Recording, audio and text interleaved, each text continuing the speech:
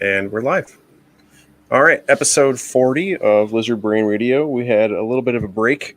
As everybody probably knows by now, I moved, and so that's why everything in the background looks different. I am in Pennsylvania now for the time being for a work situation, so that's a little different. And now we are back to episode 40. Mr. Brian Butler of Altitude Exotics. I made the Facebook post with the little blurb talking about your socials and all the different things that you posted. And yeah, I saw that. Your Appreciate that.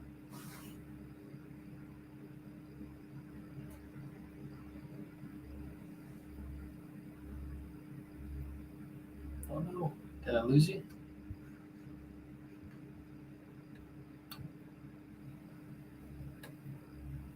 Something happened here. I don't know if anybody can see or hear me, but there we go. We're here. I got you back. All right. No, so I use Cresteds for educational shows because they're just an awesome pet, right? They're small, handheld, no big claws, nothing crazy like that. Yeah. And then folks like yourself have taken that just a cool pet and just gone so far down the lane with pattern and color and like all these amazing things where I was just stoked about it being a cool pet package, right? Like it's simple care. I can talk to kids about it, all the easy pet things. And then it sort of went the ball python way of there's an amazing variety of colors and patterns and all these cool things in a package that is a cool pet. So what was the driver there? Were you interested because of the pet side care type of thing, or were you interested in the just crazy diversity and things like that? Like what pushed it that way?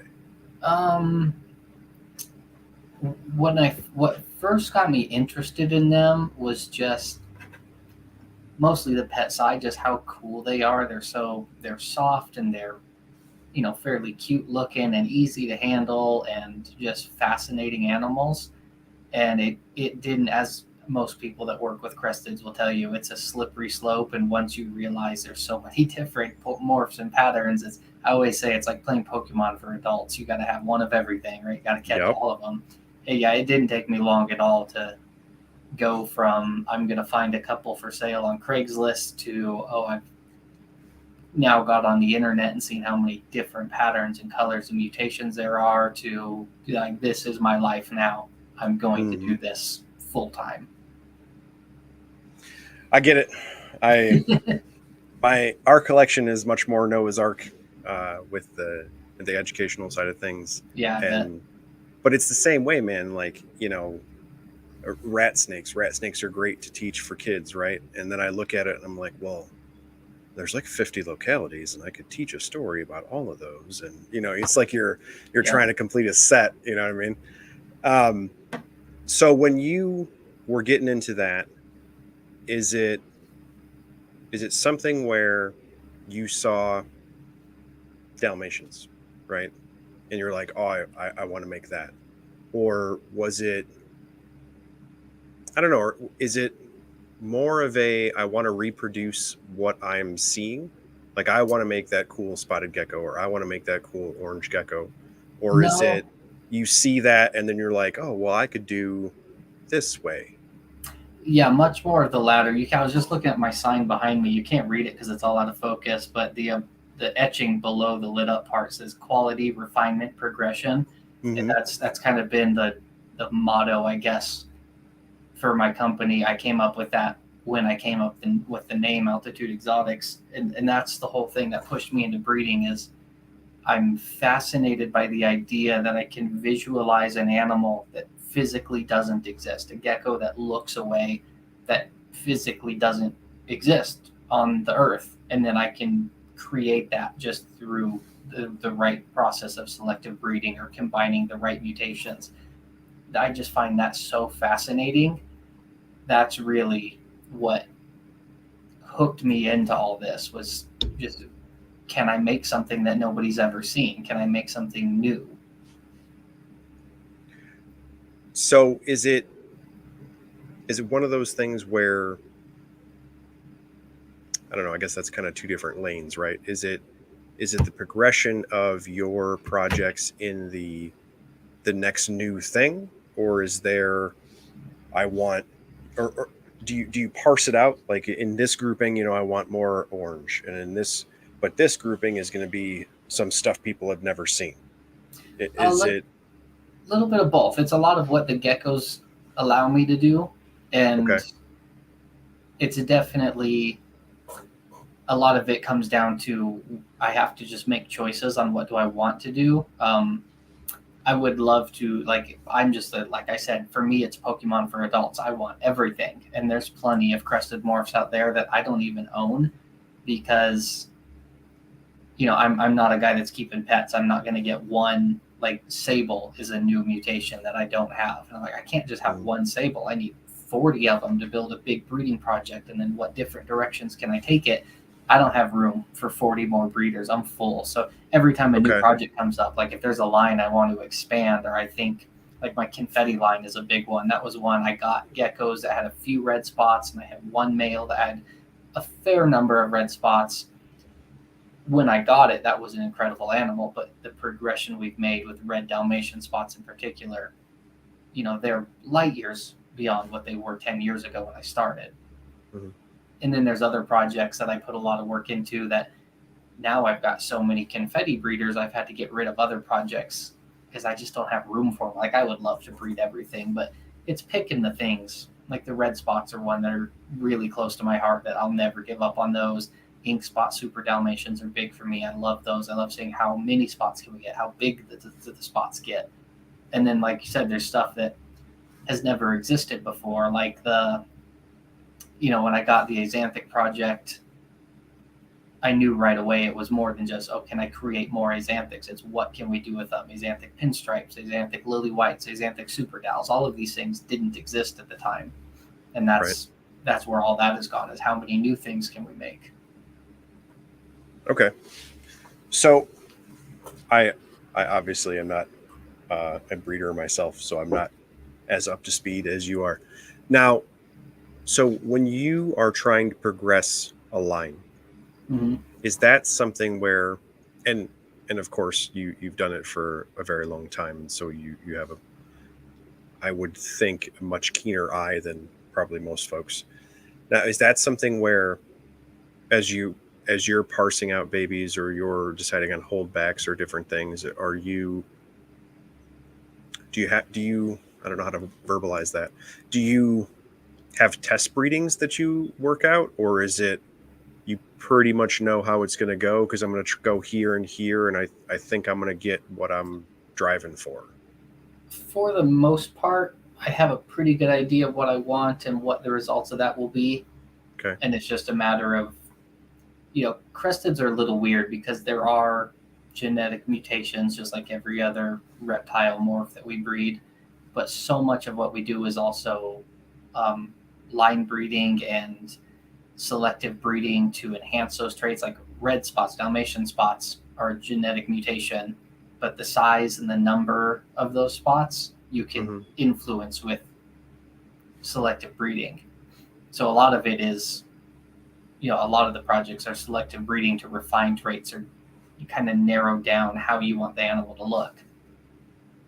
And one of the big things I do is I don't sell babies. A lot of people, some people love me for it because you can always get adults for sale, and some people hate me for it because I never sell babies. But I'm like, I've built my business where I can grow almost everything I hatch to just about adult size because, again, with Cresties, they change so much as they grow. Right. That's pretty quick. It's not fun to work on a project, put all your effort into it, and then a year and a half later, you realize the best animal you sold when it was this big because you weren't sure how it would turn out. So that is always kind of what got me for things like Crested Geckos. It seems like they're a very simple animal to care for, which is fantastic. Mm-hmm.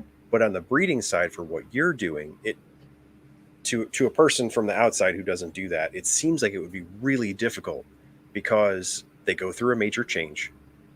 You don't get very many of them at one time. And so you really like your way of doing it seems like the only way to do it. Like it isn't one of those things where, I think about snake breeders, right? You get an entire clutch. Yeah. And so you're like, okay, this makes sense. Or if you're trying to hit on a morph or what have you, and you had hets or something of that nature, and you struck on it, and you're like, cool, okay, obviously that is the leucistic one, or what have Yeah. That's, I'm keeping it, But for somebody like you, you don't get nearly as many babies per shot, Mm-hmm. and then you really need to know what it is you're looking for in those babies, because the potential to change into adulthood is so dramatic. Yeah, I would say your decisions matter a lot more with these guys than they would, like you said, if you get a clutch of a dozen snakes and 3 of them are pure white. It's pretty easy to know that the other 9 you're going to sell off, and you'll keep 2 of the white ones and sell 1 because it's probably worth a ton of money. That's like anybody could make that. That's a no-brainer. Cresties are a little different. There's some like that, like the Axanthics are pretty obvious right out of the egg. Sure. But even some of those can change, not nearly as drastically. But yeah, your decisions definitely matter a lot more for all the reasons you said with Cresties, and experience definitely plays a bigger role. Like breeding them is very easy. They're very simple to breed, just like they are to keep. But once you get into the high end breeding, what are you going to keep? What are you going to sell? How do you pair geckos together to get the result you want? It's just experience. Like you said, you have an eye for it. Once you do it for years and years and years, you can make a much more educated guess when something hatches out that I think it's going to be, that's one I'm going to keep my eye on as it grows, or that's one that I'm going to end up pairing with this one because that's kind of the direction I want this path to go. Experience, I think, plays a much bigger role. Not that it doesn't with every other reptile, but like you said, you hatch out a clutch of ball pythons. They are what they are. They're in front of you. Doesn't matter if you've been doing it 20 years or 10 years, you can pick out the albino ones. It's easy. Right. I think Cresties, there's a bit more, a bit more of a mental game behind it, maybe. So is that a draw for you, or do you see that as, I mean, obviously it's a difficulty, but like, do you enjoy the challenge of that? Is that something that as you were coming into this, that trial and error of, I shouldn't have let that one go, of now developing the practice that you have of, by the time they leave you, they are really good sized geckos. And I do know a lot of people are big fans of that, because it's really cool you pretty much know what you're getting. And yeah, it's a little different with someone like yourself, where, you have lineage, you have these projects and groupings of, if there were babies that came out of these groups, then more likely than not, you're going to get what you thought you were going to get.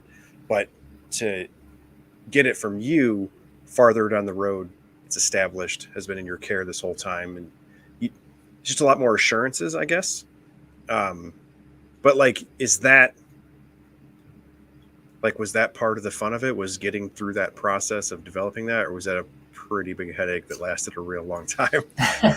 It's something I've grown to love. I've definitely changed the way I run my breeding around that aspect of the geckos. One of my favorite things, so I have 2 employees, one of them that does a lot of the animal care and the feeding.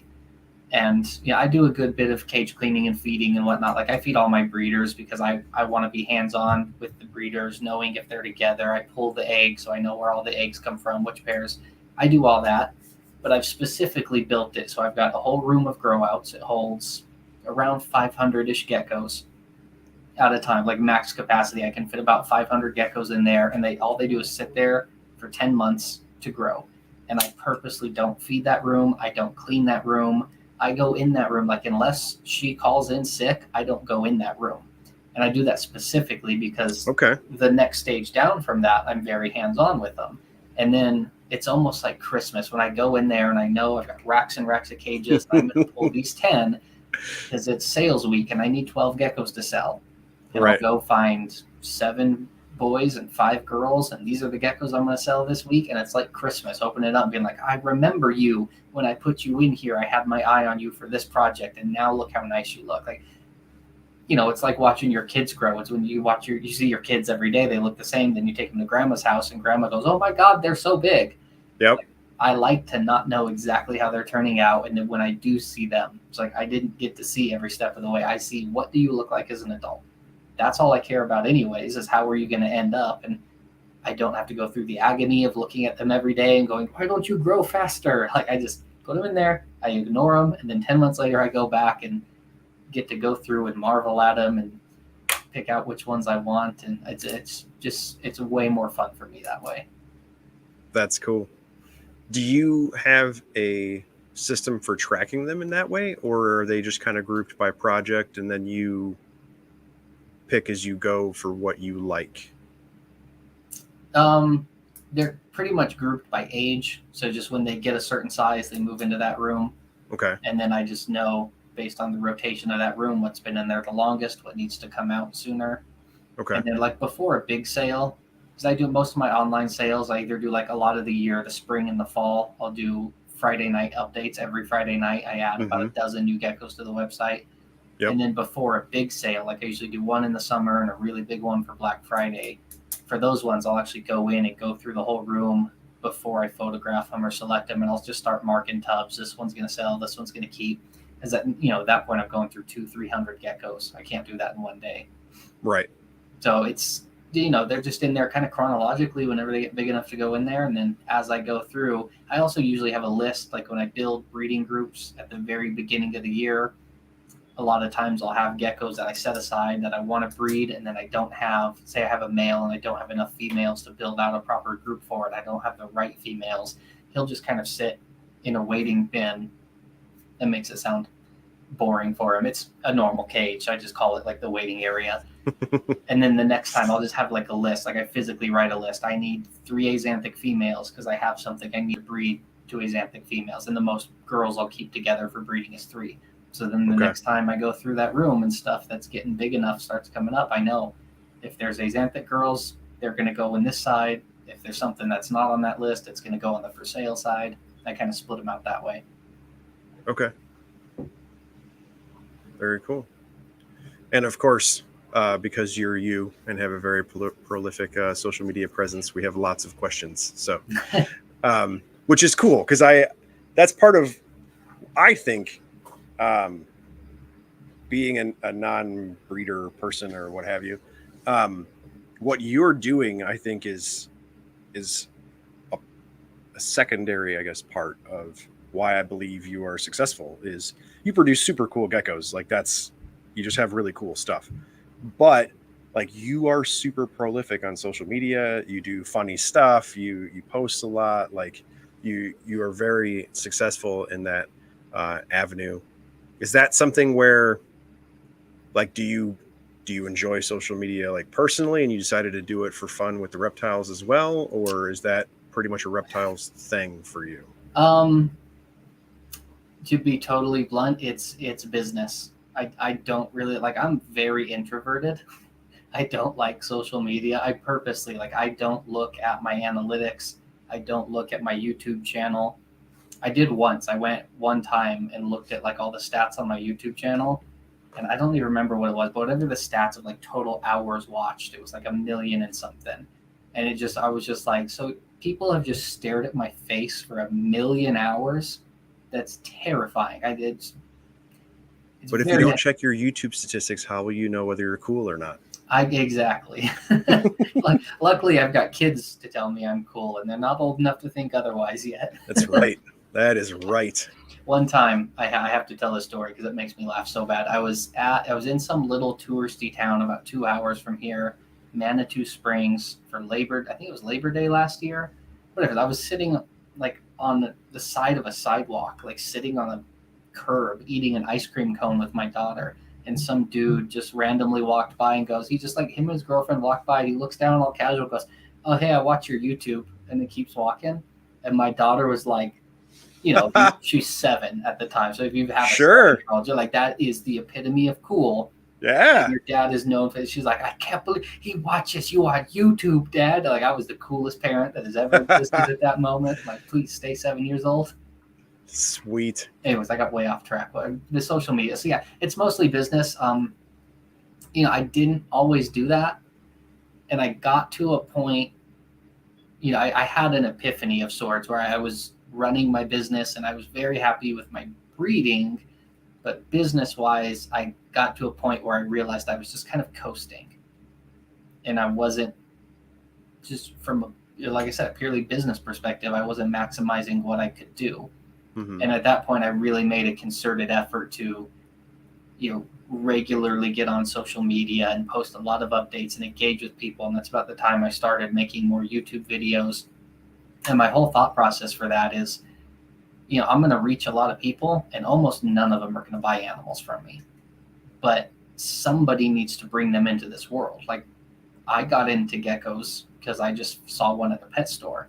Like, I want to be the guy that you see my YouTube channel, or you see, like, you found one at a pet store and you need to look up how to build a cage for it, or how to get my gecko to eat better, something, whatever it is, just to get you into this world. Because 5% of those people are going to get the bug like I did and want to breed, and then 1% of those people are going to buy a gecko from me years and years from now. Mm-hmm. Not a big payoff for me, but the bigger the community gets, for one, I love the animals. I want people to experience them. I think it adds positive things to people's life, and a bigger community means my business can also grow. Like, it's a win-win all the way around. Why would I not want to be a cog in that machine? And that's what I realized. What I wasn't. I was just being a guy who put geckos up for sale now and then, and I was selling enough to pay the bills, and that was great. Like, that wasn't good enough. So, no, it is a very focused effort. And I actually have a girl just about 4 or 5 months ago. I hired a girl that now runs all my social media. She does some of it I still have a hand in, obviously, like any of the videos that I'm in or anything, but she does a lot of the posting. She has a schedule. She got you got to post X amount X day, and I'll get her specific posts for sale days and stuff. But there's a whole world to it, man. There is. She's done a fantastic job with it. So a lot of people know now. For one, I was terrible at answering messages because I just don't have time, and I just ignored that. That was my solution, was to ignore it for a couple of years. Until, again, I was like, this is a bad idea. I need to fix this. So now people will, some people are going to recognize now they get answers from Jess instead of Brian. Like, that's Jessica. She answers all my social media messages. And it's so much easier to manage when, at the end of the day, if there's messages that I have to attend to, like a lot of it she can answer, but if there's things I need to attend to, she just screenshots them and sends them all to me.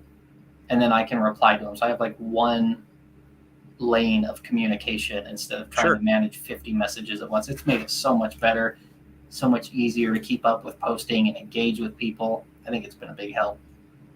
Well, and that was a big thing for me, is to figure out that, for me on the education side, is you clearly have an affinity for and a skill set involving these reptiles. That doesn't mean you have an affinity or a skill set for business, or you even like it. Yeah. Maybe you don't. Like, you hear a lot of people in reptile social media that talk that way of it's a running joke in Morelia Python Radio. Eric Burke is one of the co-hosts there. And he said, I hate selling snakes. He talks about it all the time. Yeah. Where he loves keeping and breeding Morelia. He's incredibly successful. His collection is insane. He just doesn't like the business side. And for him, it's a little weird. He works in retail in his day job. And so he's like, I don't want to come home and do that. I want to come home and do reptile stuff. Yeah. It's like zookeepers that don't keep animals.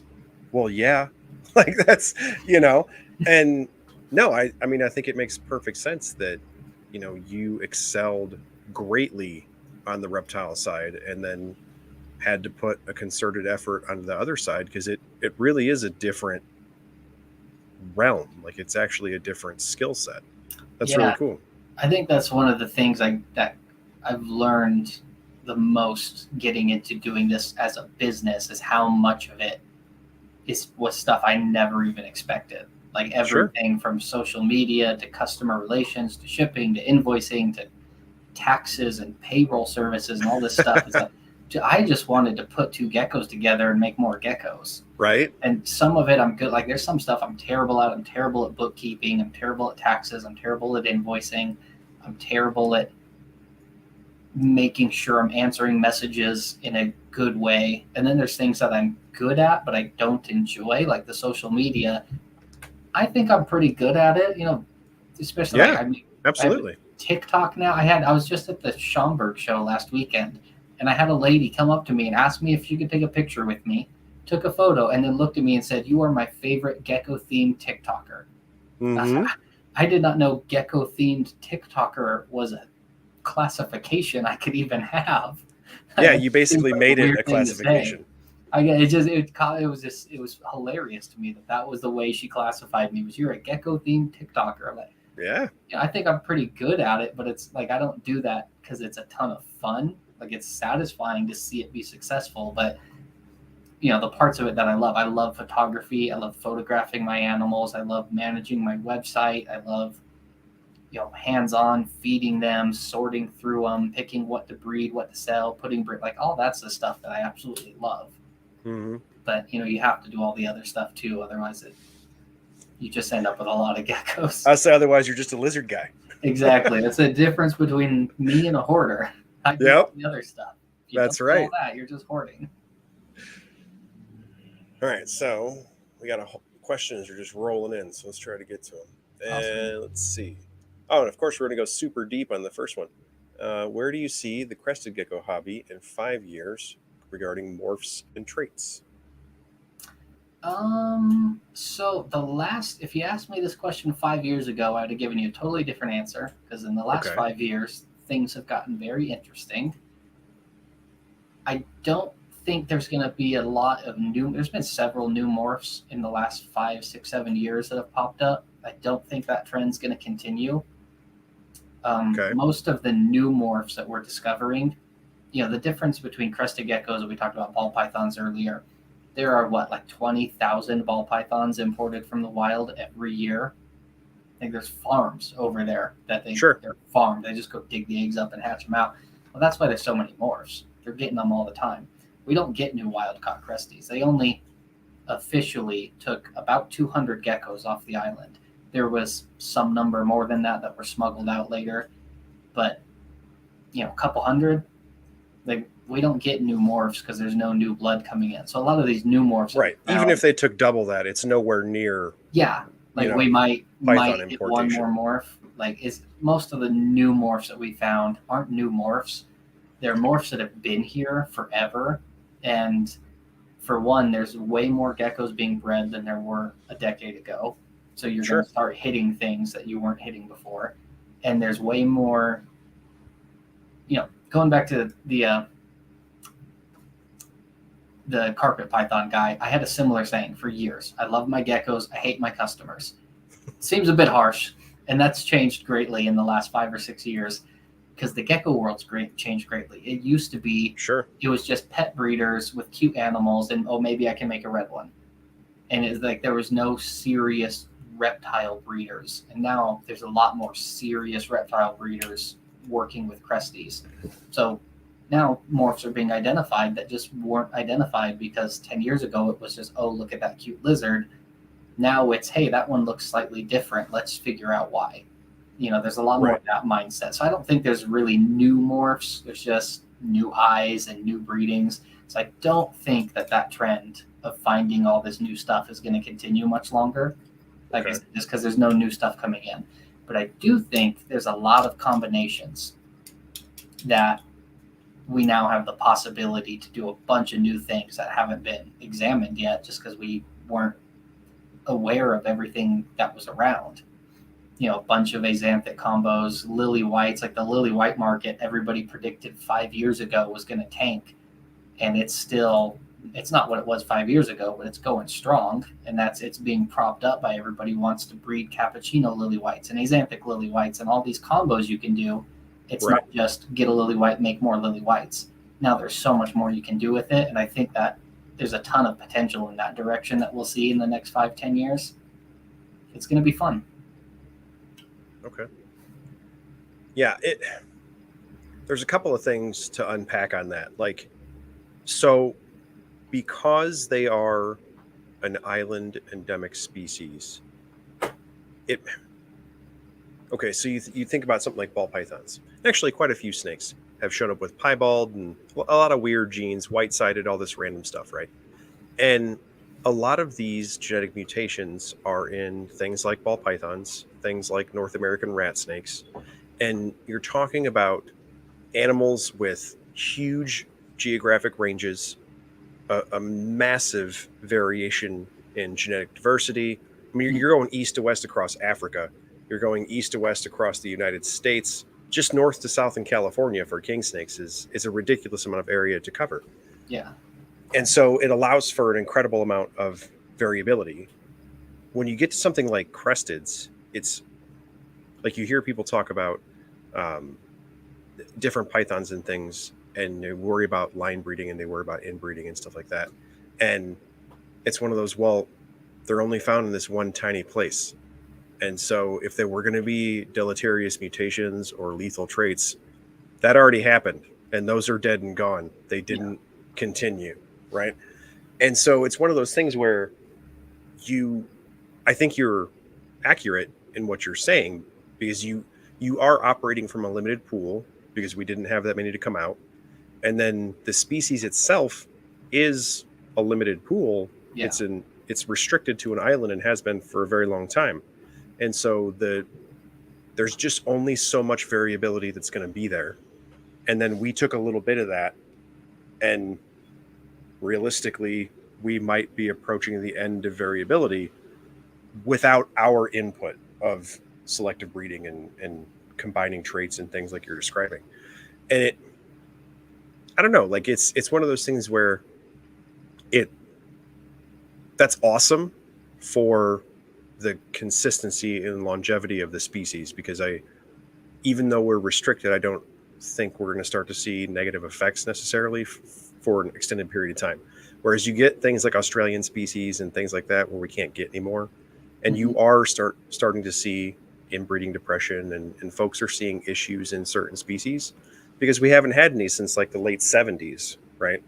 And it's starting to cause issues. And it seems like the crested market and that part of the hobby isn't experiencing that yet. And that probably is why, because we started with an island species. Yeah. Which is cool. But I think it's really interesting that you describe it in that way of, 10 years ago, there weren't a lot of serious folks and things like that.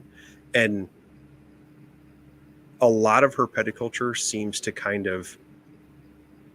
it all kind of runs side by side or offshoot of the ball python market.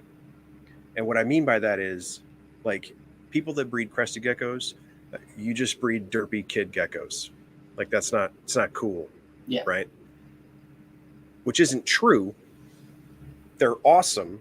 They're an awesome pet, but the focus was on a lot of other things.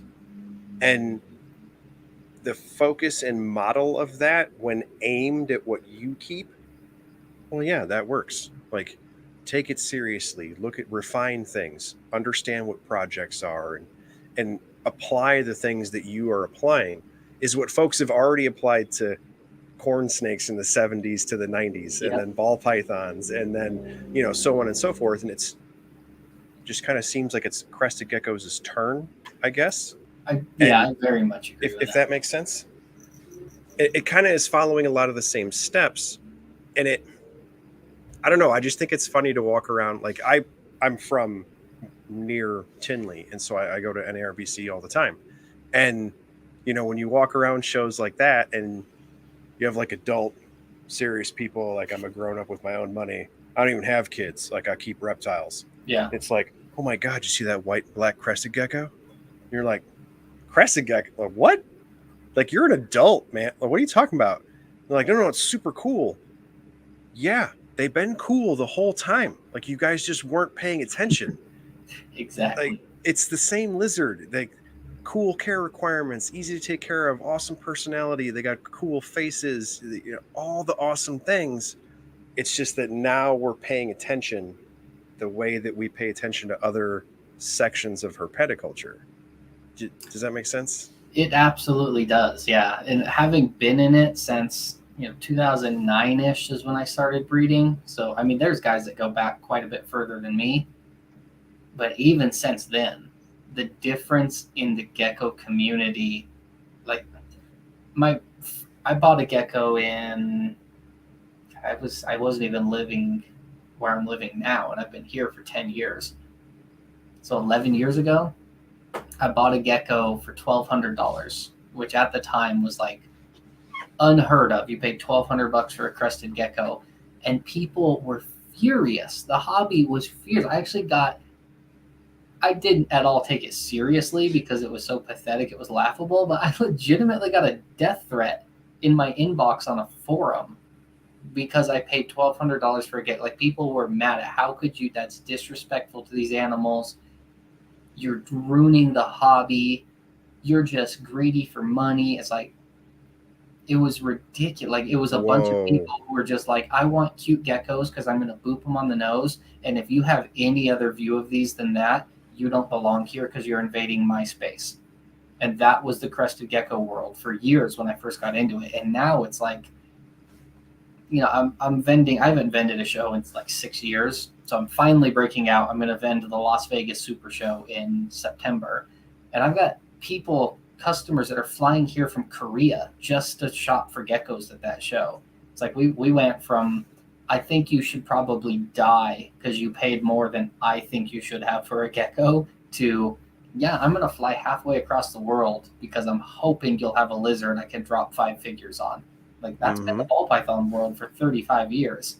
Right. The gecko world took so long to get there, but that's part of why the breeding has accelerated so quickly in the last 5 years. Right. The people that are going to do that, they're the ones that are really focused on breeding and really nailed down everything that's going on. Right. When you spend a bunch of money, you take it more seriously. It's sad, but that's the way the world works, right? Reptile. I always tell people it's not a hobby; it's a business. It's called the reptile business for a reason.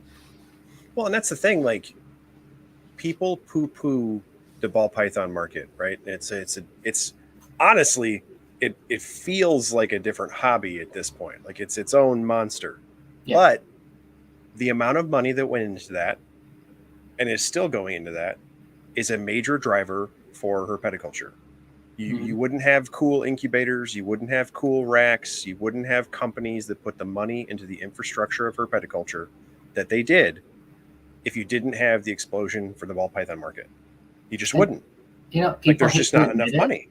Exactly. And people hate to admit it, but the people that are hating on the ball python side, most of them won't admit it, but all y'all got into this because you saw a cool ball python at a show, and then you ended up later focusing on one specific locale of Amazon basin emerald tree boas, and you just, I'm not picking on that dude that has the great emerald tree, but I don't remember his name, Bob something, but like somebody that's so specific on a kind of obscure thing, and I only use Latin names and ball pythons are for children. Like, dude, if it weren't for ball pythons, the reptile world would not be what it was, and you wouldn't be here.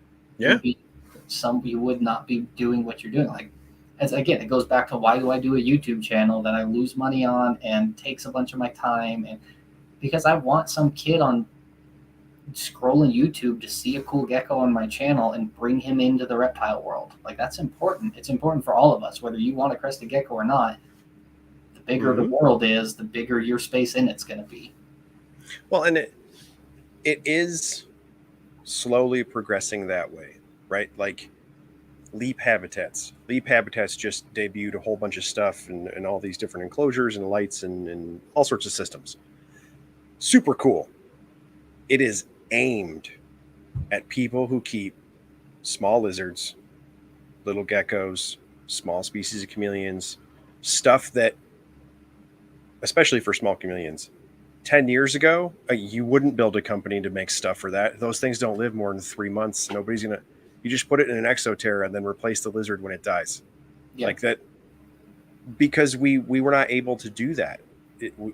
Nobody was going to build a collection of crested geckos that are smaller than my palm and then want an entire bank of exoteras, an entire bank of zoom ed enclosures, or what, all the super cool stuff people are doing with walls of geckos now, because they're realizing the same way they realized with ball pythons that we do all have a collector gene. We all are those Pokemon kids that grew up. And I want a white one and a red one and a black one and an orange one. And I can't, and I'm a big lizard, big tortoise person. I love giant stuff. I can't keep all of the giant monitor species. And I have my own facility. Like, I'm a grown up with my own money, and I bought a petting zoo, and I can't keep all the monitors I want to keep because they're bigger than me. Yeah. I'm limited.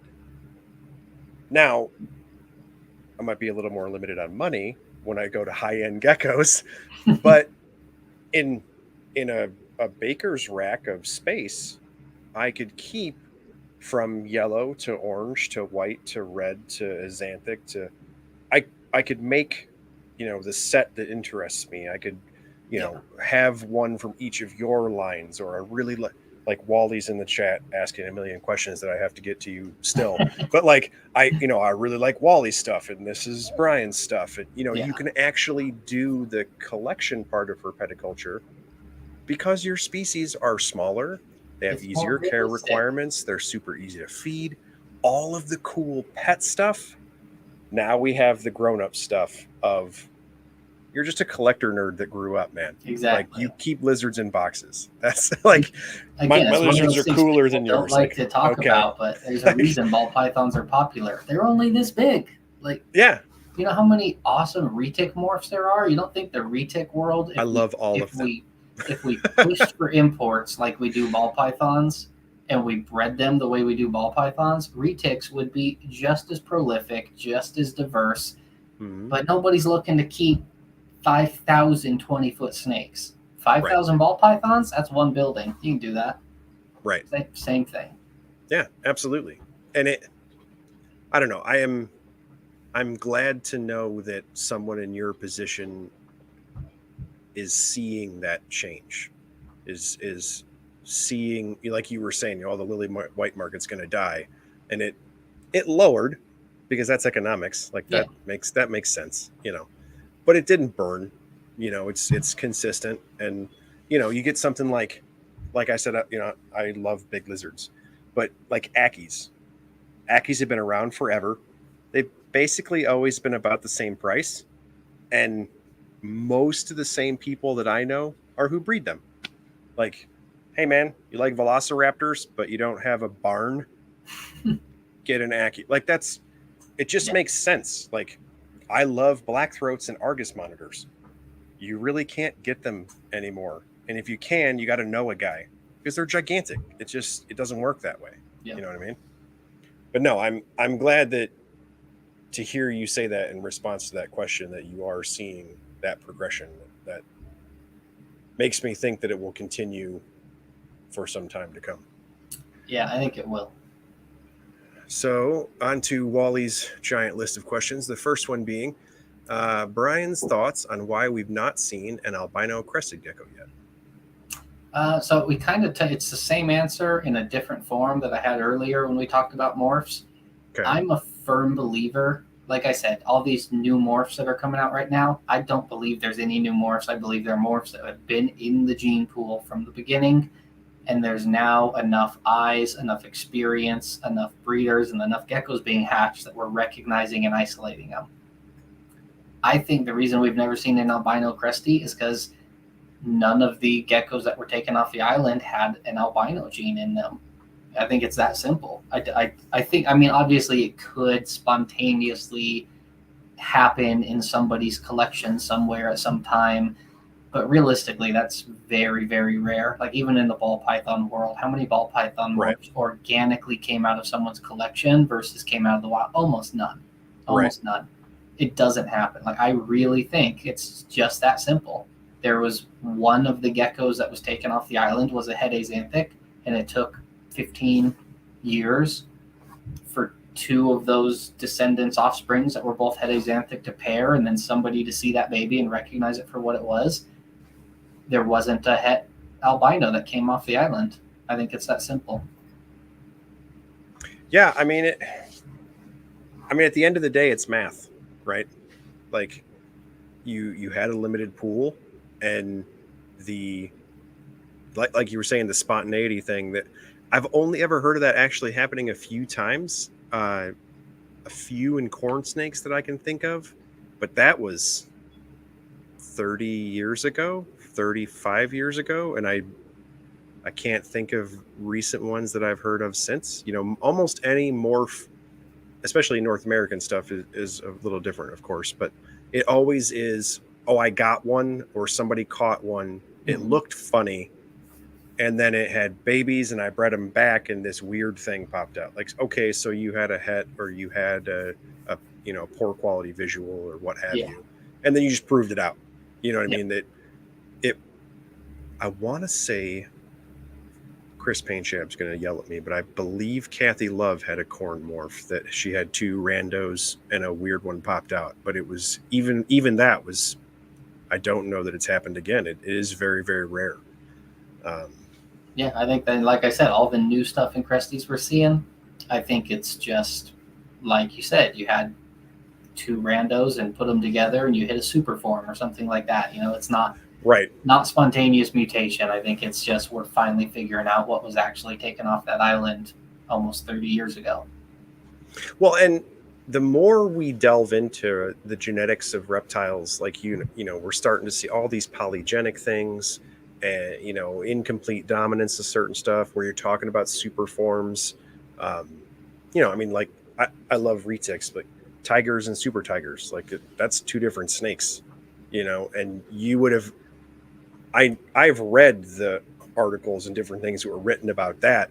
When they bred tigers, they were trying to get more tigers. They did not think that a huge striped snake would pop out. We didn't know. Yeah. And that, we continue down that track even today. Yeah. So then Wally asked, to go back a little bit, you mentioned at the most you have 3 females. And I was a little unclear on that as well. When you said you had at the most 3 females, are you talking about 3 females together? Yeah, 3 females housed together at the most. Housed together. Okay. Yeah. How do you address that with folks that are not? I'm also a cohab sinner. How do you respond to folks that are very anti-cohab for reptiles? Well, I generally don't respond to the people that are very anti-cohab, because usually if they That come helps. at me with that, they're just, one of my sayings I live by life by is empty people with empty lives make a lot of noise to fill the void. Generally, those people are just trying to make some noise because they don't have much else to do that day. I just don't engage with it. On my own front, I'm more of a do what I say, not what I do person. Like when I give advice, I always tell people crested geckos are happier by themselves. I've got a whole series of TikTok videos where people yell at me in the comments because I tell them your gecko doesn't love you and he doesn't want a friend. Please do not mistake these things. Like they don't need a friend. They don't need to be bred. They don't need a girl to live with. Like the way I put it to people who are kind of new to the hobby is I tell them, yes, you can handle a crested gecko. They are handleable. They do not like to be handled. They tolerate it very well, which makes them a good pet. But you need to think of them more as a fish tank than a dog. Mm-hmm. It's living decorations for your home. Build a cool tank, put one gecko in there, and treat it like a fish tank. You can take your fish out and hold it twice a week if you want to, but it's basically a fish tank. Just leave it alone. Yep. So, like I said, don't do what I do. I got multiple geckos housed all over the place, but that's not what most people are doing. Like, if you want to get serious about breeding, come back to me, and then we'll have another conversation about how to tackle that aspect. For the vast majority of people, just get one gecko, put most of your money into a really badass cage, and then put it in your living room and look at it because it's awesome. That's what they should be. Well, and it is 2 different things. Keeping a pet is not the same hobby or activity or what have you as breeding animals. Yeah. It just is not. Even for what I do, doing the educational shows, I am very selective when I use things like cresteds because I don't use them in the summer in Illinois and things like that. They're more of a spring and fall or indoor show type of animal because I don't want to cook them. But um, I am utilizing the fact that I have some that go to shows and some that do not because some don't like it. They'll run away or whatever. I am using the fact that they jump around and do stuff, and I'm just letting them do what they do. Yeah. On a line of kids' hands.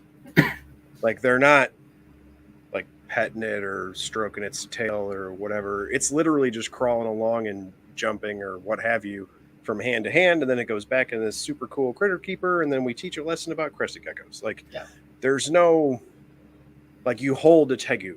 You know what I mean? Like there's the actual physiological traits of that animal dictate how you're able to interact with it, and then individual personality on whether or not it's going to tolerate it.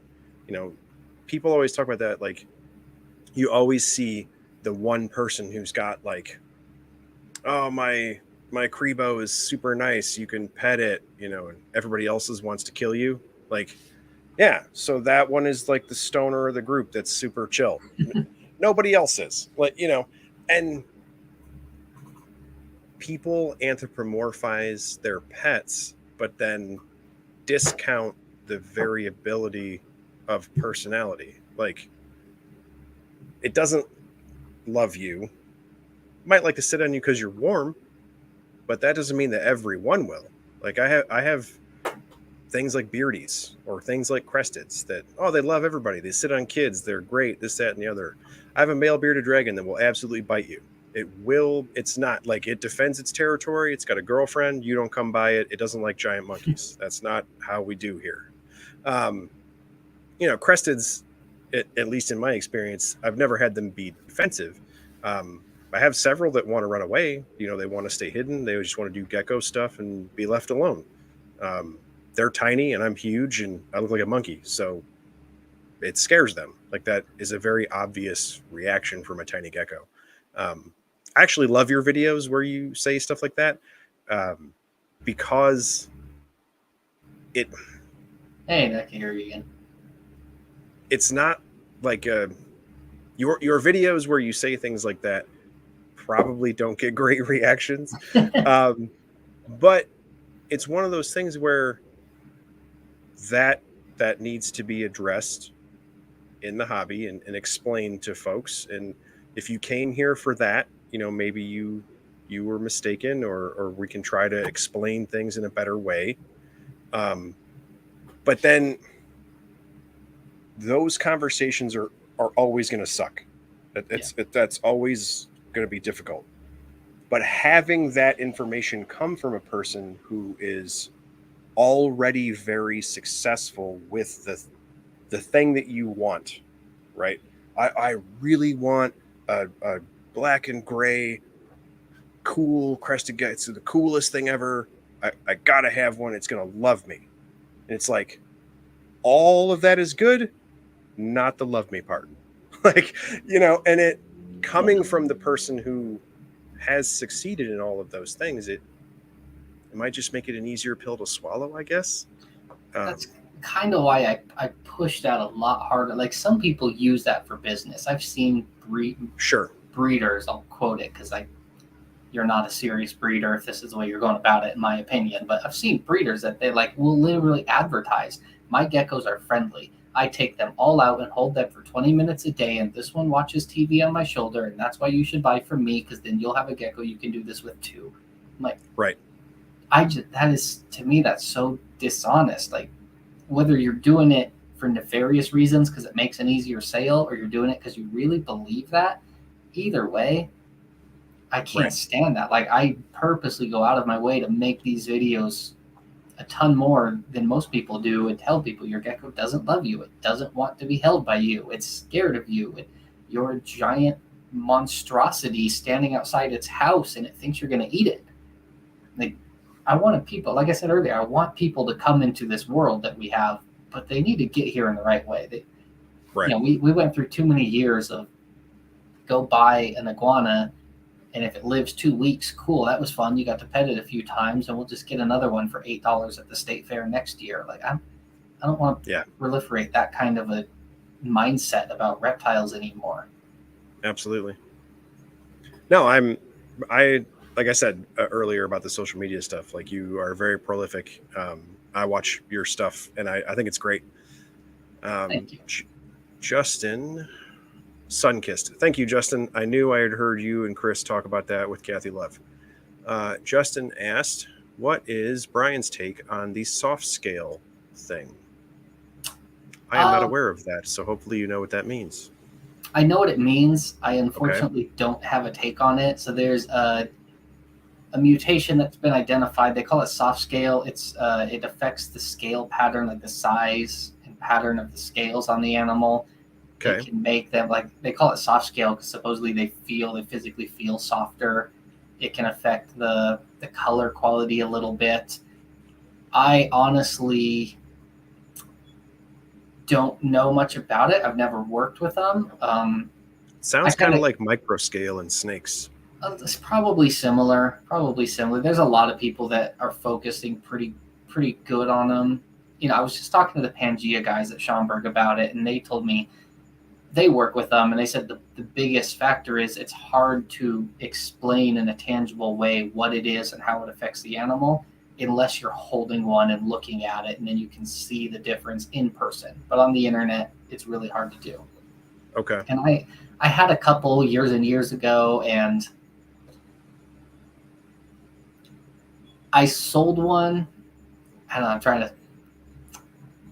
to think of how much to say without causing issues. I did not have a good experience with them, and the breeder who originally identified it then misidentified the animals I got from him that he previously identified them as. Like, I got an animal from him labeled as a soft scale, then went to sell it, and he got very upset at me for selling an animal that wasn't the soft scale and using his name for my advertising. And I'm like, dude, it's literally your animal. And at that point, I was just like, like, I'm good. There's so much other stuff to focus on. This seems like a headache. Sure. It's obviously going to be drama with this other breeder.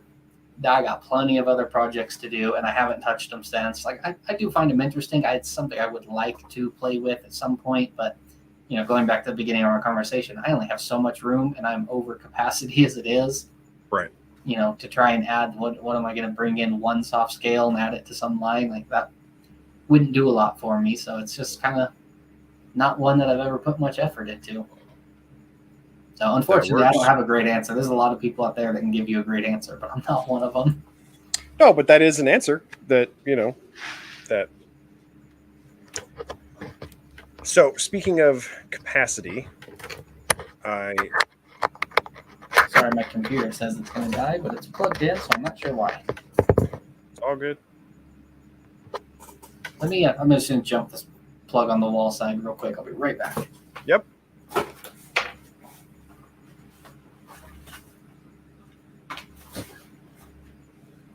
I think it was Sunkissed, Justin. I'm almost positive I remember you and Chris talking about that. Just had a loose connection. We're good. So, speaking of capacity, I saw that you got a Chewy, and you have an other geckos section on your site. So what else are you keeping? So I do have kind of one wall that's I call it, it's like my just pet section, I guess. Like, it's stuff like I do breed some of the stuff on there, but it's not business related. It's just things going back 10, 15 years. I used to have, like, this room I'm in used to be full of, there's chewies over here and leechies over there and a whole line of tokays and day geckos. I'm like, this was my other animals room. Okay. And it just got to the point where it was like, I have to, this is now how I pay my bills. I have to be serious and focus on the one animal I can breed that allows me to pay the mortgage. And then I did that to the point where I was now comfortably paying the mortgage and not living week to week anymore. And at some point I decided, I want to have animals that are just for fun. Like, I love my Cresties, but I don't have pets. I don't have animals that I have just because they make me smile. I have animals that make me smile, and I also have a business around them. So I built this other wall that I have now, giant day geckos. I specifically bought a pair of patternless green giant day geckos because I thought they were just really unique and interesting. And disappointingly, all their babies have red spots. Not even like a lot of red spots, like just like the normal amount for a gecko that it would not stand out in a crowd of 3. Yep. But the parents are cool because they're patternless green. I've got some Agricolae, some Urodactylodes Agricolae. I've got 4. Oh, those are cool. Those are pretty cool. There's so like when I first got into the gecko world, there was 2 species of Urodactylodes that you could keep, and now there's 5, I think. Like I don't know where they all came from, but they're cool. So I got 2 of those. I have some yellow-headed day geckos. I have peacock day geckos. Oh, nice. I have, what else do I have on that wall? I have a couple chewies on that wall. I have a few lychees. I tried to get one lychee just to have as a pet. I wanted one that would be like 400 plus grams, big one, just to have a cool pet. And as soon as word got out that I was willing to trade geckos for lychees, I ended up with 6 lychees. Oh. They were all females, so I sold 3 of them, and then just in the last few months, I got 3 males from my good friends Paul and Georgina at Living Wild LLC. I ended up picking up 3 males for them, so cool. Hopefully I'll get 1 or 2 pairs that bond and maybe hatch some baby lychees again sometime in the future. That'd be fun. Very cool. Very cool. So not a ton of stuff, but a few things that, like I said, they're just mostly there because they make me smile. That's the whole idea, man. Pretty much. So we are cruising past the hour mark, but I do want to ask you about Altitude Exotics Adventures. Tell me about that, because it's on your website link in your bio, and it looks super cool. So I came up with this idea as a kind of a wild idea. It was born out of this issue I have where I'm naturally introverted, and now I work from home. My business is built right here. Like I go to FedEx and back, and I never have to leave my house. Like that's it. So being naturally introverted, it's hard to connect with people, to have any sort of real conversation, to meet anybody like-minded. Sure. And the other main thing that I love to do more than breeding geckos is travel and photography. So I came up with this idea of, well, I love going to Belize. It's become one of my favorite places to go. So I was like, well, why don't, if I'm like looking for ways to get out and meet like-minded people, why not take a stab at running adventure retreats to Belize? I have a spot down there that I have a good working relationship with, a lodge. It's a really beautiful eco lodge. It's in the Bocawina National Forest. It's like deep in the rainforest. Once you turn off the highway, it's about 8 miles back into the rainforest. The lodge, the reason I love going there is this lodge was there before it was a national park. And then the government told them you can stay, but it has to be all renewable energy, all eco-friendly, no impact on the land, no emissions. Wow. So they retrofitted it all with, it's all solar powered. A lot of the food that they serve at the restaurant, they grow on site. They have a big garden area on site. They have a zip line course that's built into the canopy, and the hiking and the waterfalls and the scenery, because the resort's here, and then there's a huge national park around it. So there's miles and miles of hiking trails through the jungle. It's such a beautiful place. It's so isolated. I was like, I could take people out there, and half of it was just to interact with people and meet like-minded people, and the other half of it is I'm a firm believer that it is incredibly helpful in life to be pushed to a point of uncomfortableness, and then pushed a little further, and then pushed a little further, as long as there's a payoff at the end.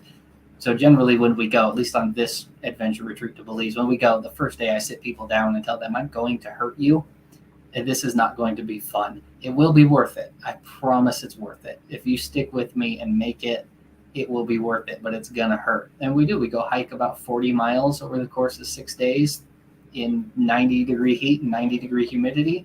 and see some of the most beautiful waterfalls and jungle pools and sights that you can imagine. Yes. Awesome. And then we go out, we do night hikes and go out herping and find, they've got a bunch of snakes. They say they have eyelash vipers there. I've talked to the forest rangers that say they've seen them. I've never found one. That's my bucket list animal for Belize, is to find an eyelash viper. Cool. Someday, but lots of fer-de-lance are all over the place down there if you ever want to see a fer-de-lance. It's very rare to go down there and not see a fer-de-lance. There's boas, there's milk snakes, there's vine snakes, crocodiles. I snagged a crocodile out of the river one time. It was a good time. Wow. It's a lot of fun. That is super cool. So how did that come about? You went there on your own and then developed that, or yeah? So when my wife graduated with her master's, we were trying to go to Guatemala to celebrate, and that trip fell through. So we said, okay, well, let's go to Belize instead. And we went down and I found the most deserted, secluded rainforest lodge that I could, because that's what I want. And then I drug my wife through the jungle, and she was a good sport about it. And then I just kept going back. I went back. I brought my dad and a friend of mine back because I knew they would love it. And my friend Nate's a big herper. He literally moved to Arizona and works for a rattlesnake management company just so he can go out and find rattlesnakes all day. Like, his kids, he'll hike 25 miles in a day. He's ridiculous. This guy hikes me into the ground. Damn near killed me down there. I brought them down, and then I brought a couple other people down. I was just like why? I'm already like, I love this place and I want to share it with people who I know would love it. Why not make that a more formal thing and find people who I haven't met that think they would love it and bring them down here? So at that point, I had known the guys at this lodge pretty well because I'd been there a few times. So I called them up and said, hey, I have this idea. You've got a block of 6 rooms right here. If I reserve the whole thing and bring people down, can you work with me to make a package deal and I can run these trips down here? And they said, yeah, just let us know what dates you want and we'll put together a food package. And there was one night we get a local guide takes us out and teaches us all about the forest, and ends up being a pretty good time. That's cool, man. That's awesome. Yeah, I was very excited to see that when I was going through your social media. That was really awesome.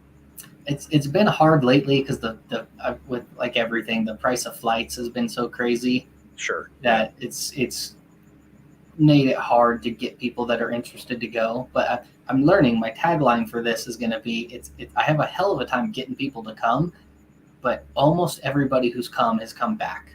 I've got one couple, Paul and Georgina, who I got the lychees from. That's how I met them, was on one of these trips. We're now really good friends, and they've been to Belize 4 times, I think, now. I'm going here in a couple of weeks. I leave for the next one, and the people that are coming on the next one is a girl who already came once, and now she's bringing her boyfriend, her sister, and her sister's husband, I believe. Like, they're coming back. Cool. The girl that runs my social media site, I met her on one of these trips. She came, booked it immediately. Like, the day she got back from the first one, booked a spot on the next one, and we went back again. I've had several people. Like I said, it's easy. Getting people to go once seems to be hard, but once they go, getting them to come back is easy, which I guess should tell you something. It's a lot of fun. Dude, that's cool, man.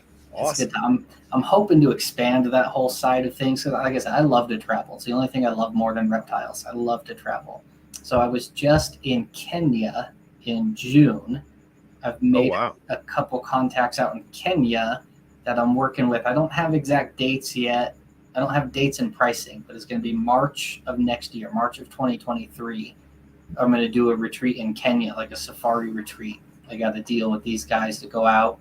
We'll have a couple safari trucks and hit 3 of the national parks in Kenya. Go spend a week out there on the Jeep safari. Cool. That one's going to be fun. I'm excited for that.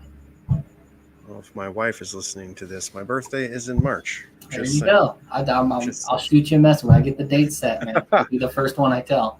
Oh, dude, that is cool, man. I'm waiting for them. They're going around to the parks, getting everything settled, and then they're going to send me dates and package pricing. Hoping Wow, soon. I should have a page on the website built for that one. I would hope within 2 weeks or so. that's awesome. See, man, everybody thought you were just a lizard guy. That's what the whole, like I said, that's the whole reason I'm doing it. Is I'm tired of being the lizard guy who never leaves his basement, and sometimes you see him on Facebook. Like, I gotta get out, man. I need to meet some people. I need to do some stuff. That's cool, man. So, speaking of Facebook and all that good stuff, to wrap up here, where can people find you?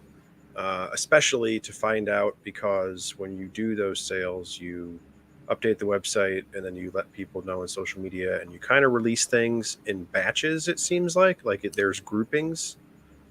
Yeah, so most of the year I do Friday night sales. I'll start that again at the end of August, and that'll run basically August through the end of October. Every Friday night, I usually do 10 to 15 geckos a week. So I like that because it's consistent. Every week you can check back. If there's not something you want this week, check back next week. AltitudeExotics.com is the website. And then all my social medias are the same. It's AE Geckos. Facebook, Instagram, TikTok. I don't have a Twitter, but everything's AE Geckos on social media. And then AltitudeExotics.com. Everything always gets advertised on social media when new stuff's going to go up for sale, how many's going up for sale, all of that stuff. I'll also be at like I said, the Super Show, the Reptile Super Show in Las Vegas, September 10th and 11th.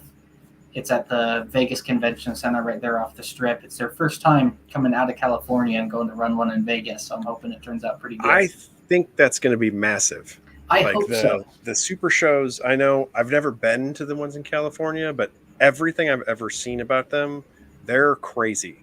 And then to take all that to Vegas, I think is going to be super cool. That's kind of what I'm hoping. I was looking, like right before I got on with you, I was actually trying to see the vendor list. Because like I said, I've got a couple customers that are wanting to fly in from Korea because they know it's going to be a pretty big show. And they were asking me if I knew what other vendors are going to be there. And I couldn't find a vendor list for the Vegas show yet. But I did look at the Anaheim list. The Anaheim show was in July. And there was like 130 something vendors on their Anaheim list. Like that's ridiculous. I can't imagine. I've never been to a show that size. Yeah, so I don't know if Vegas will be that big or not, but I'm hoping it'll be a good show. And like I said, it's the first one I've done in 6-7 years. So like if you want to meet me, if you want to just come see the geckos in person, or if you want to buy something and not, like I know a lot of people don't like buying off the internet, that's your chance. Oh, the other thing I was going to mention too, because it's Vegas, the reason I picked Vegas, it's a big travel city. If anybody travels to the show, I know that's hard.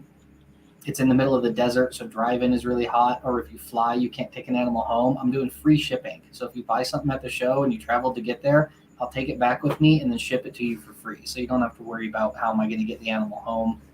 Anybody who wants to come out, man, just come hang out Saturday night. I'm going to set up some sort of hangout.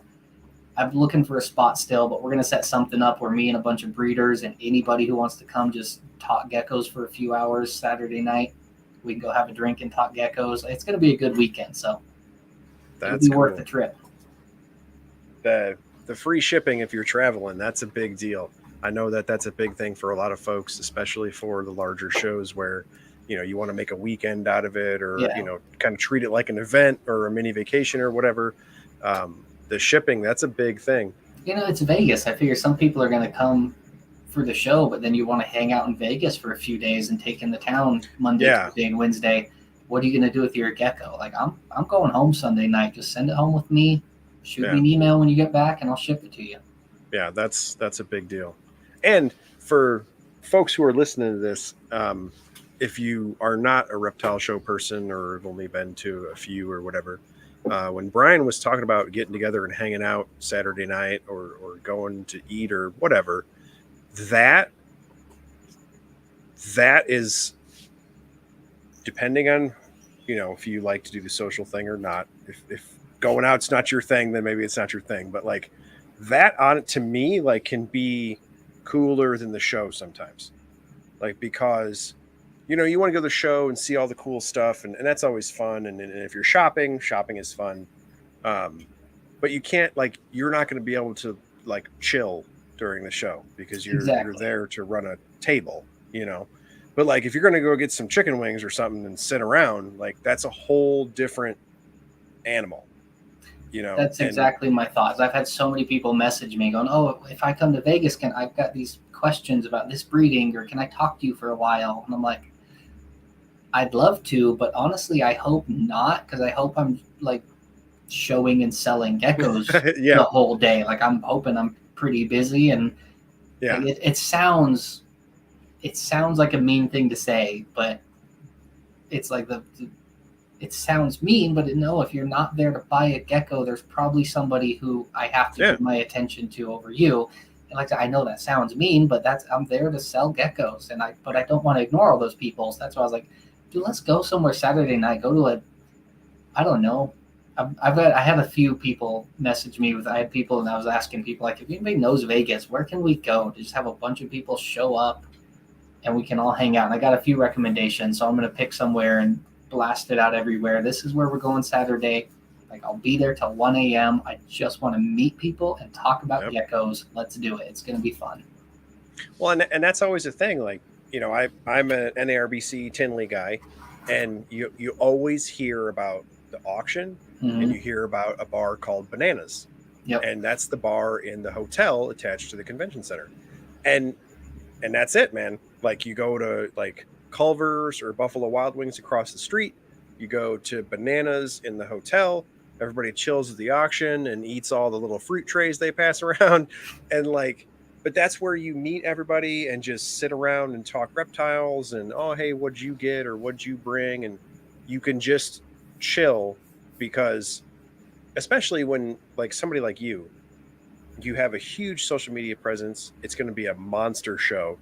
And so like for my side of the table, like there's 1,000 of me and there's one of you, you know, and it just, yeah, it would literally, it's impossible for you to, if everybody on my side of the table wants to ask you, you know, what kind of feeding cup you use and which flavor of Pangea or whatever, like, yeah, you're going to answer that question 1,000 times, and it's going to be midnight. You're going to pass out and then start again on Sunday. Like you just can't. There's just too many of us, you know. Whereas it also kind of limits it in the social setting too, because not everybody's going to want to do that, or they're going to have plans or what have you.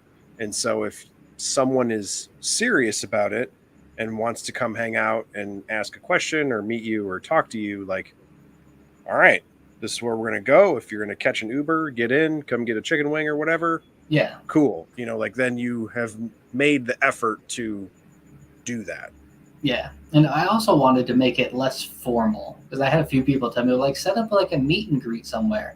I'm like, I'm just like, we already went through how I'm uncomfortable with how big my social media presence is, and people like, you get 8x10 headshots and sign them. That'd be yeah, sweet. it's like it makes me so uncomfortable. I met people like we mentioned Tinley. Tinley's a whole animal of its own. I met people at Schaumburg, and it's like for one, it baffles me that people want to take a picture with me. But okay, I'm like, I'm happy to do it. That's fun. But then people are like, "Do I get to see you at Tinley?" I'm like, I'm right here. Like, I'm here. Like, we're having a face-to-face conversation. I'm here right now. And your only question is, do I get to see you at Tinley? Because Tinley's its own thing. Like, I don't want it to be that formal. I don't want to be like, yes, wait in line and I will grace you with the privilege of 5 seconds. Like, you know, I don't know if you're into music at all, but God, when I was a kid, high school, you'd go to a show and then go to the alley behind the show, and the band would come out and you'd shake their hand and, oh, dude, it's the Lamb of God. It's Devil Driver. It's all these guys. And now it's like, if you buy my CD and pay $40 and have a VIP ticket, you can get in line and I'll sign the CD that you paid double for and not really talk to you. And like, I don't want to do that. I want to go to a bar and hang out, have a rum and coke, and talk about geckos with a bunch of people who love geckos. Like, I just want to hang out and chill and meet people and let's talk about fun stuff. Like, we all love the same thing. Let's just hang out and BS about it. Yeah, that's pretty much every show I've ever been to. The where are we getting dinner, that's always been the coolest part. Like, I think that's what I want. I want to just like, let's all go somewhere and just hang out. It'll be very fun. cool. I'm looking forward to it, man. I'm excited. Awesome. All right, man. Well, I really appreciate you coming on. This was super cool. I'm glad we had a bunch of questions in the chat. I know a lot of folks were excited. They shared the crap out of this on social media. So that's awesome. I really appreciate it. Yeah, man. Thanks for having me on. Anytime. I love doing it. It's been great Very talking cool. with you. I appreciate it. All right. Have a good night, man. Thanks, brother. Have a good one. See ya. Bye. All right. That was episode 40. Brian Butler of Altitude Exotics. That was awesome. I am so glad we had such a jump in chat. Lots of good questions. I knew there were going to be a bunch of folks, just the way it got shared on social media. I'm glad he was able to answer you guys' questions. I thought that really, obviously, guided the conversation because Wally had a lot of really good questions. But it was really cool that, it shows that someone in Wally's position, Brian's position, folks that are very prevalent in herpetoculture, had a lot of the same ideas or a lot of the same things on mind. I thought that was really cool. As always, this is part of Herpetoculture Network, and we are sponsored by Black Box Cages. It's the little.com right there. I am still in the process of building mine. I got another set of Zoopoxy, and this time I decided to go with the fire retardant Zoopoxy. It was really cool. I actually called Polygem and spoke to their main salesperson, and his big thing was that I'm using this in indoor enclosures because I obviously have a facility set up like a petting zoo, and so his recommendation was to use a fire retardant Zoopoxy as opposed to the regular because, if you were building something outside or an actual zoo enclosure in an outdoor setting, it wouldn't be nearly as important. But because I am using it indoors and I do use heat lamps and things on my animals, his recommendation was that. So supply chain things being what they are with COVID and all that stuff, I actually had to get that from Texas. And so that just arrived last week, and it arrived with one of the cans dented and open. So now I am going back and forth with UPS about that. The cool thing about Zoopoxy is it's a 2-part epoxy, and so I called Polygem, and it shouldn't affect the product. It's the other part that you need to be worried about having it sealed, and so I got really lucky there. And now we're just going through the whole UPS process. But yeah, still building those black box cages. I love them. Justin has been talking about the fact that they are doing unofficially, because it hasn't been announced yet, an 8-foot version, which is going to be super cool. And they're also going to do sliding doors as opposed to doors that open and close the way they do currently. I really, really like their doors currently. So if the sliding doors are anywhere near that quality, I think it's going to be amazing. And I keep really big stuff, so I'm really stoked to see the 8-foot one. If you guys go on their website, look at the 6-foot one that is made to be bioactive. It has a huge area for substrate. That thing's big enough that if it comes shipped, I don't know if I can get it in my door. So I'm trying to figure out what I'm going to do with that, but I would love to stick a tegu in one of those things because they look really cool. So definitely check out blackboxcages.com. I'm really enjoying them, and they're actually really cool people. I've talked about this before. I'm really happy with the fact that I joined the network. Everybody that I meet through Lizard Brain, they're actually cool people. Like the people that recommend my guests to me are usually my friends. We usually have the same ideas. Everybody's kind of in the same friend group. They're all pretty cool. And then you get to meet folks like Brian. We talk to Wally, all these different people. Like, there's a reason that these folks show up in each other's chat and want to talk to each other and have these conversations and ideas. And I hope you guys kind of see that theme. And I hope you are kind of following along. That's the whole idea, is to see who they are, not just an Instagram picture of awesome geckos. Actually meet people and hear them talk. And I strongly encourage you to go after Vegas, go after Tinley, go to those things, hang out and meet people. It is probably the best part of herpetoculture outside of sitting at your house and seeing a really cool animal, is the people interactions you'll get after shows. So definitely check it out. I know we had a break, and so we haven't been around for a while, but I do have guests scheduled all the way through September. So the break shouldn't happen again. I'm pretty excited about that. Pretty much everybody that I have spoken to has been excited to come on, and we will keep on keeping on. So I will see you guys again in 2 weeks. Later.